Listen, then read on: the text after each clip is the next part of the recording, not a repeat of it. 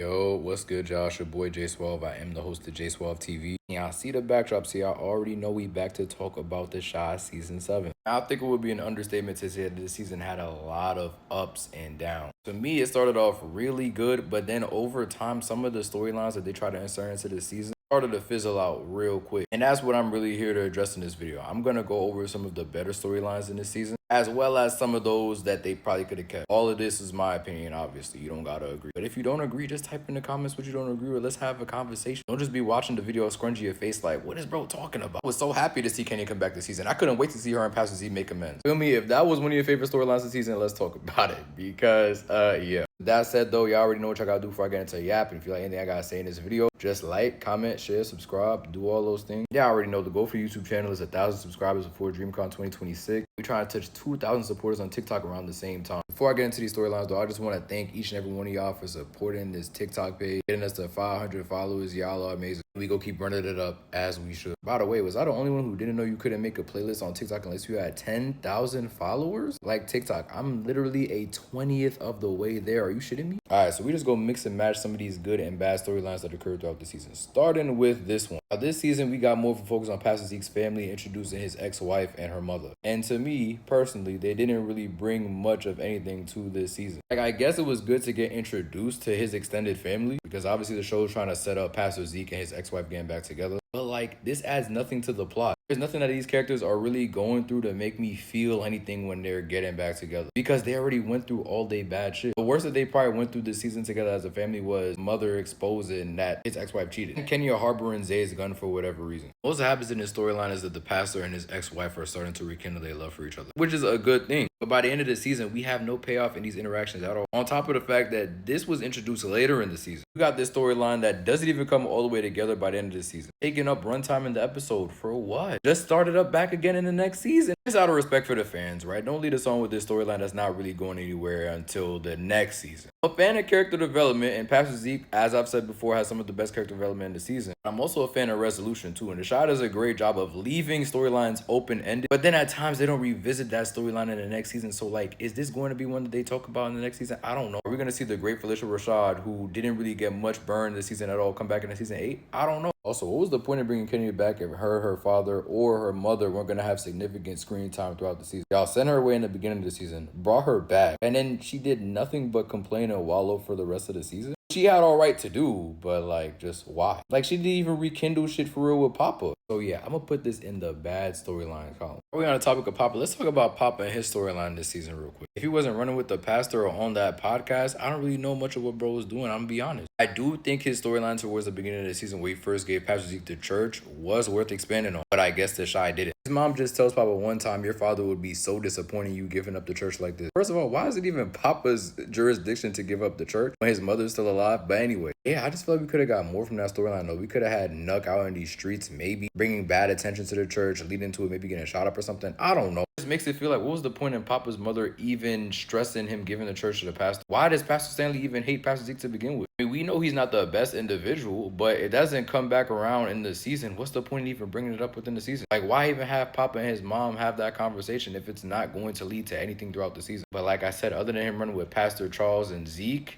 I mean, they just throwing him in anywhere. Look at this. My boy's at Dom and Jamal's wedding. Where does he know Jamal? I guess he works with Dom, but the show low-key forgot that he even worked at Smokey's to begin with, because why is Keisha out here looking for a new manager to work at Smokey's when Papa was, if I'm not bugging, a manager just last season? Yeah, bro just don't even look like he belong here. And then tell me why he's dropping Lene off at the crib, and it looked like they were trying to build up a little relationship love triangle between him and Lene, and they have Bakari on the outside. Maybe he was just being friendly, but I don't know. The way that scene was executed, it just looked like they were trying to build something up there. I'm glad that went nowhere, thankfully. But yeah, for the most part, Papa's storylines were garbanzo beans this season. When we talk about Jamal and Dom, let's just get them out the way too. Let me get a close-up of the married couple. Ain't they so cute? Now, I'm not gonna lie, when I first seen them get married in the season, I thought it was the most shallow thing that I've probably seen on television. The reason they got married was just so lustful. It just felt like the love wasn't even there. Like, the show just didn't give a damn. They threw them right into hunching mode right after the wedding. But I do think that they cleaned up their relationship for the most part as the season progressed. After Jamal gets shot, we get to see Dom in genuine distress that her husband might die. And through this, we see her and Lene genuinely bond. When they were first getting married, we know Lene and Dom had a conversation where Lene felt like she was an outcast in their relationship. But I do think Jamal's shooting definitely brought them together in a genuine way. After the shooting, we see them go to therapy because Jamal wants a kid, Dom don't want none. And while this storyline was annoying to constantly see on an episode-to-episode basis to end out the season, they did end on a good place multiple times in these therapy sessions. And it is realistic. Like, couples go to couples therapy, bro. Now, if the season ended and they had gotten a divorce, this would have easily went into the bad storyline column. Because it looks like there's growth between these two and they probably be back in season 8, I'm gonna give them a good storyline. So yeah, I know this is falling in the bad storyline column, right? Literally, what was the point in even bringing back Detective Tucson? What did she gain? What did she win this season? There's no way you're telling me that her son made it out of jail after Reg served all of 12 hours in a prison cell. For her to come back and be so adamant about getting Reg locked and be satisfied that he was only gone for half a day. You literally wasted multiple hours of my life. Seeing you and Nuck do this little tag team tandem trying to get Reg. For what? You didn't even make sure he stayed behind bars for an extended period of time. Mind you, multiple episodes, hours that this lady spent outside of Candace's crib just to be okay with Reg serving a cool 30 minutes in jail. I also feel like the Shy chat on their own narrative for this season being payback as a mother. Outside of Alicia, who inadvertently killed Zay, like I said, she believed that he took out Rob. That's the only reason she ended up taking him out. What other mother successfully got revenge in this season? So in this way, her arranging these mothers in the community together was just like, for what? It was so short-lived. After the first 5 episodes, we barely see any of these mothers again in the season. Don't get me wrong, I did appreciate the grief that they showed in these early episodes in the season. Like I said, it's no payoff. Nobody's getting no revenge for anything that happened to them. And getting revenge don't mean you gotta kill somebody like Alicia. There are ways that you could at least allow these mothers to move on and properly grieve their kids, especially if you go bring them back in the series. Because let's talk about Christian's mother, the way he deleted himself, rest in peace. He deserved to be more than just a cameo in like 1 episode. Come on, bro. And what about that? What was the point of even telling Keisha that happened? Why even have Christian do that if Keisha is not going to use it in any way throughout the season to make a decision or have it impact her morally or anything like that? Leading to a conversation with Emmett like, oh, babe, this guy used to treat me so good back in the day and I left him for you and you treat me like this. No, we get none of that. We just have her tell Keisha that he did what he did. And that's that. Just made her feel bad and nothing. As if Keisha was the one to make him do it. Like, damn, okay, at least make her self-reflect or something. So yeah,